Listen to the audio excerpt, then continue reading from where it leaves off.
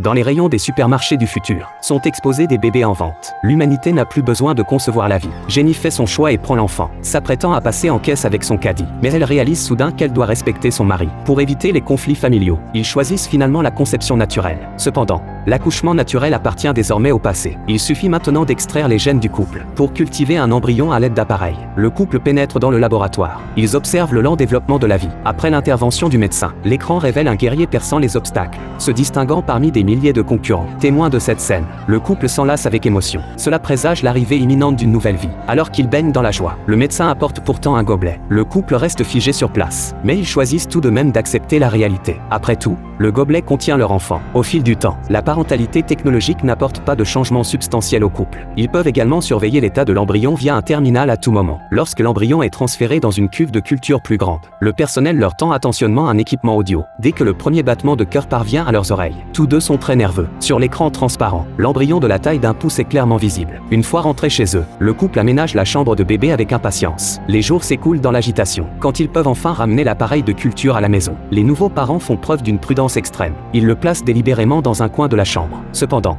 le soir venu, la présence de l'appareil les met très mal à l'aise. L'homme décide de le déplacer au salon, manquant de peu de tomber en chemin, alors que le couple s'apprête à regagner sa chambre. Une alarme stridente retentit soudain. Il découvre alors que les réserves de solutions nutritives sont insuffisantes. Depuis cette nuit-là, la tâche de renouveler la solution nutritive incombe à l'homme. Au début, ce père se montre toujours très gauche, mais les jours passent. En voyant l'embryon dans le récipient prendre progressivement forme humaine, les sourcils froncés de l'homme se détendent. Bientôt, la période de conservation de l'embryon à domicile arrive à son terme. Le couple doit retourner la cuve de culture à l'établissement médical, en attendant l'arrivée de la nouvelle vie. Mais une fois rentré, le couple n'éprouve aucune joie à l'idée de la naissance imminente de leur enfant. Au contraire, le salon vide les laisse désemparés, comme s'il leur manquait le centre de leur existence. Lorsqu'il revoit le médecin traitant, celui-ci annonce soudain qu'il va immédiatement déclencher la procédure d'accouchement. Le couple reste abasourdi. Ils se souviennent distinctement qu'il reste encore plusieurs mois avant le terme. Mais le médecin explique que les ressources des cuves de culture sont tendues. Tous les embryons doivent naître prématurément. Et il sort le contrat, soulignant qu'il y est déjà stipulé que le bébé devra régulièrement retourner à l'établissement pour des examens après sa naissance. C'est une procédure nécessaire pour l'évolution technologique. En voyant ces clauses, le couple reste pétrifié. C'est pourtant bien leur propre chair et sang qui va être traité comme un cobaye.